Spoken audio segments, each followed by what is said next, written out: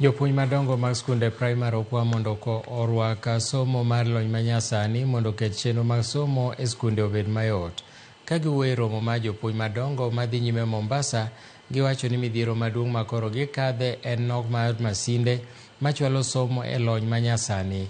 Odiechieng' ma kawuono igeno ni jakom mar duol mandiko jopuonj e TTSC Nancy Macharia ema dhi bedo wendo modhial e romono.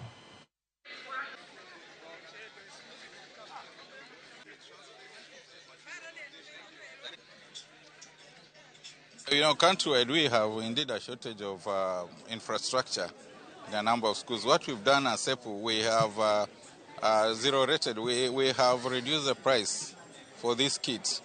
If we're giving it at 95,000 shillings, and we're sure that schools or head teachers can be able to access this. And we're also advising that one of the ways to be able to secure funds is to go through the CDF.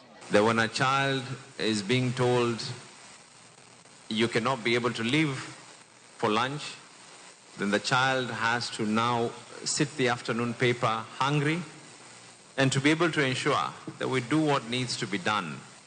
This program has started today.